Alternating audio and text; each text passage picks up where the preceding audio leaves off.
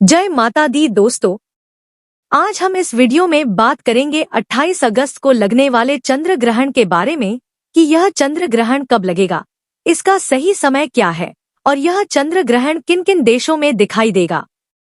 इसके अलावा हम जानेंगे कि चंद्र ग्रहण का सूतक काल लगेगा या नहीं और सूतक काल से लेकर ग्रहण काल तक गर्भवती महिलाओं को कौन कौन से नियमों का पालन करना होगा, क्योंकि भारत में रहने वाली गर्भवती महिलाओं को काफी कंफ्यूजन है कि उन्हें इस ग्रहण के दौरान नियमों का पालन करना है या नहीं, और उनके इस चंद्र ग्रहण से जुड़े कई सवाल भी हैं कि क्या वे 28 अगस्त को लगने वाले चंद्र ग्रहण के समय घर के काम कर सकती हैं या नहीं, वह इस ग्रहण के समय सो सकती हैं या नहीं, उठ बैठ सकती है या नहीं, इस दौरान क्या वह खाना पानी पी सकती है या नहीं, क्या वह चंद्र ग्रहण के समय खाना खा सकती हैं, पानी पी सकती हैं, दवा आदि ले सकती हैं या नहीं। साथ ही वह जानना चाहती हैं कि ग्रहण के दौरान वह टॉयलेट जा सकती हैं या नहीं, टीवी या मोबाइल देख सकती है या नहीं। तो दोस्तों, इस वीडियो में आपको आपके इन्हीं सवालों के जवाब मिलेंगे, जिससे आपके सारे डाउट्स क्लियर हो जाएं। इसलिए लास्ट तक वीडियो को जरूर देखें। लेकिन वीडियो शुरू करने से पहले आपसे रिक्वेस्ट है कि अगर अभी तक आपने हमारे चैनल को सब्सक्राइब नहीं किया है तो जल्दी से सब्सक्राइब करके बेल आइकन दबा दें, साथ इस वीडियो को लाइक करें और ज्यादा से ज्यादा शेयर करें। तो आइए शुरू करते हैं। दोस्तों, 28 अगस्त 2026 को साल का आखिरी चंद्र ग्रहण लगने जा रहा है। यह चंद्र ग्रहण सावन माह के शुक्ल पक्ष की पूर्णिमा को लगने जा रहा है और इसी दिन रक्षाबंधन का पर्व भी मनाया जाएगा। दोस्तों, 28 अगस्त का लगने वाला चंद्र ग्रहण खग्रास यानी पूर्ण चंद्र ग्रहण है। इस दौरान चंद्रमा का लगभग 96% भाग पृथ्वी की गहरी छाया में आ जाएगा। इस समय चंद्रमा सुर्ख लाल रंग का नजर आएगा, जिसे ब्लड मून कहा जाता है। आपको बता दें कि चंद्र ग्रहण की अवधि में चंद्रमा कुंभ राशि और शतभिषा नक्षत्र में विराजमान रहेंगे। यह चंद्र ग्रहण कुंभ राशि और शतभिषा नक्षत्र के लोगों के लिए कष्टकारी रहेगा। और बात करें इस चंद्र ग्रहण के समय की, तो दोस्तों, इस चंद्र ग्रहण की शुरुआत भारतीय समय के अनुसार 28 अगस्त की सुबह 8:04 पर हो जाएगी और इस चंद्र ग्रहण की समाप्ति 28 अगस्त की सुबह 11:22 पर होगी। कुल मिलाकर 3 घंटे 18 मिनट तक ये ग्रहण रहेगा। और अब बात करते हैं 28 अगस्त का चंद्र ग्रहण कहाँ दिखाई देगा। यह चंद्र ग्रहण उत्तर अमेरिका, दक्षिण अमेरिका, यूरोप और अफ्रीका के अधिकांश भागों के साथ साथ Vienna, Paris, Rome, Madrid, London, Berlin, Prague, Brussels, New York, Johannesburg, Rio de Janeiro और ब्यूनस आयर्स में दिखाई देगा। आपको बता दूं कि ये चंद्र ग्रहण 28 अगस्त को सुबह के समय आरंभ हो रहा है। ऐसे में ये भारत में नजर नहीं आएगा।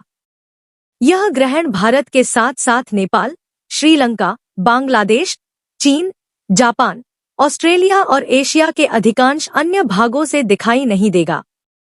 और बात करें इस चंद्र ग्रहण के सूतक काल की, दोस्तों, ग्रहण के शुरू होने से पहले सूतक काल लग जाता है, जिसे शुभ नहीं माना जाता है।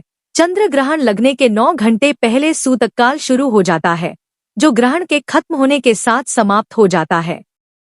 साल के आखिरी चंद्र ग्रहण का सूतक काल भारत में मान्य नहीं होगा, क्योंकि यह चंद्र ग्रहण भारत में दिखाई नहीं देगा। आपको बता दें कि ग्रहण का सूतक तभी माना जाता है जब ग्रहण संबंधित क्षेत्र में दृश्य हो। चूंकि यह ग्रहण भारत में दिखाई नहीं देंगे, इसलिए मंदिरों के पट बंद करने, पूजा अर्चना रोकने या धार्मिक अनुष्ठानों में किसी प्रकार का परिवर्तन करने की आवश्यकता नहीं होगी और रक्षाबंधन का पर्व भी बिना किसी विघ्न के संपन्न किया जा सकेगा। दोस्तों, ऐसा माना जाता है कि ग्रहण का सबसे ज्यादा प्रभाव गर्भवती महिलाओं पर ही होता है, इसीलिए उन्हें ग्रहण के समय कुछ खास सावधानी जरूर रखनी चाहिए। खासकर ग्रहण के दौरान उन्हें घर से बाहर नहीं निकलना चाहिए, उन्हें ग्रहण देखना भी नहीं चाहिए और चंद्र ग्रहण की किरणों के संपर्क में तो बिल्कुल भी नहीं जाना चाहिए, अन्यथा आपके गर्भ में पल रहे शिशु को नुकसान पहुंचता है। चलिए अब जान लेते हैं कि क्या भारत में रहने वाली गर्भवती महिलाओं को भी सूतक व ग्रहण के नियमों का पालन करने की आवश्यकता होगी या नहीं। तो दोस्तों, आपको बता दूं कि यह चंद्र ग्रहण भारत में दिखाई नहीं दे रहा है। जिस वजह से इसका सूतक काल भारत में लागू नहीं होगा। इसीलिए जो महिलाएं भारत में रहने वाली हैं और प्रेग्नेंट है तो उन्हें सूतक के नियमों का पालन करने की कोई भी जरूरत नहीं है।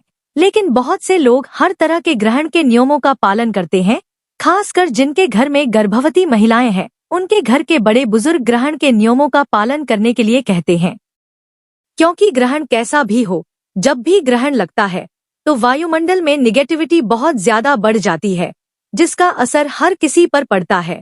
इसीलिए अगर सेफ्टी पॉइंट ऑफ व्यू से अगर आप चंद्र ग्रहण के दौरान कुछ बातों का ध्यान रखेंगी तो अच्छा रहेगा। जैसे चंद्र ग्रहण के दौरान आप घर से बाहर ना निकले, किसी भी नुकीली चीज या धारदार चीज का इस्तेमाल ना करें। आप चंद्र ग्रहण लगने से पहले घर के सारे काम निपटाकर अपने कमरे में आ जाएं। साथ ही चंद्र ग्रहण के समय आप भगवान का ज्यादा से ज्यादा ध्यान करें और मंत्र जाप करें। चलिए अब जानते हैं कि भारत में रहने वाली गर्भवती महिला क्या घर के काम कर सकती है या नहीं।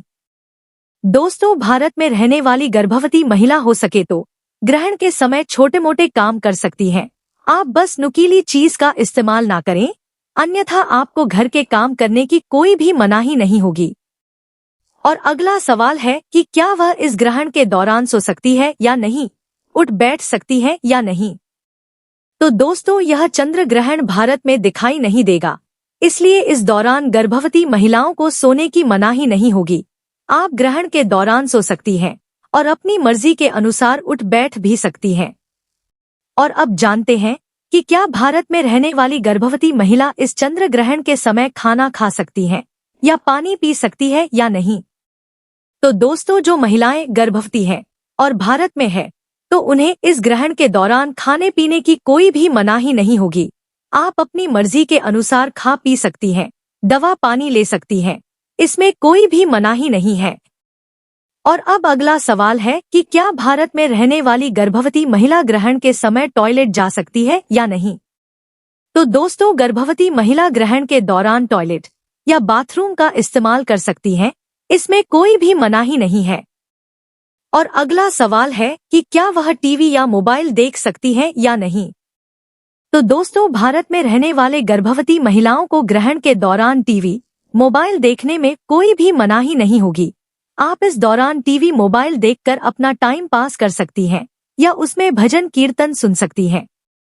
और अब बहुत सी महिलाएं जानना चाहती हैं कि क्या भारत में रहने वाले गर्भवती महिलाओं के पति को भी ग्रहण के नियमों का पालन करने की आवश्यकता होगी या नहीं। तो आपको बता दूं कि जो गर्भवती महिलाएं भारत में रहने वाली हैं, उनके पति को भी कोई टेंशन लेने की जरूरत नहीं है। उन्हें किसी भी नियमों का पालन करने की आवश्यकता नहीं होगी। और अब जानते हैं कि जिन देशों में यह ग्रहण दिखाई दे रहा है, वहां पर रहने वाली गर्भवती महिलाओं को कौन कौन से नियमों का पालन करना है। गर्भवती महिला क्या घर के काम कर सकती है या नहीं।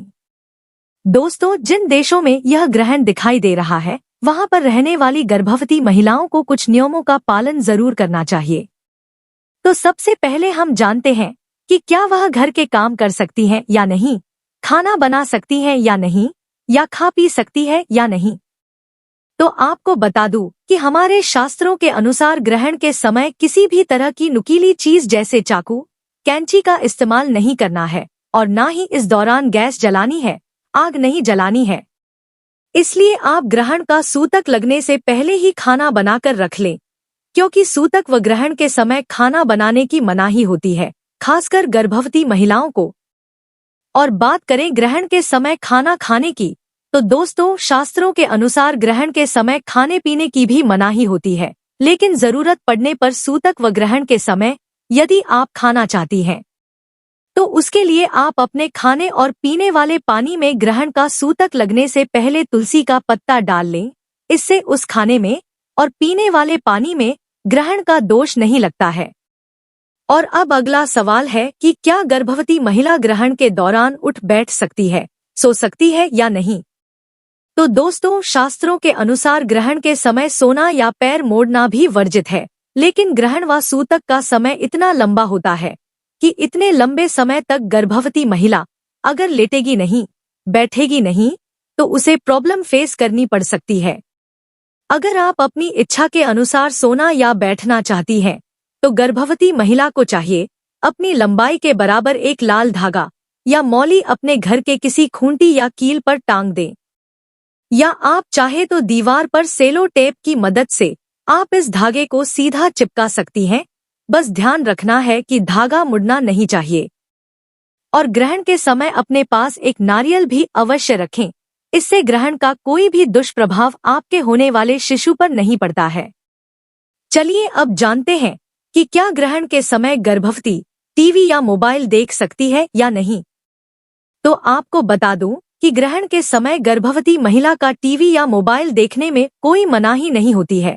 बस आप अपने मोबाइल की थोड़ी सी ब्राइटनेस कम रखें और ज्यादा देर तक मोबाइल या टीवी का इस्तेमाल ना करें। आप चाहे तो ग्रहण के समय टीवी या मोबाइल पर भजन कीर्तन सुनकर अपना टाइम पास भी कर सकती हैं।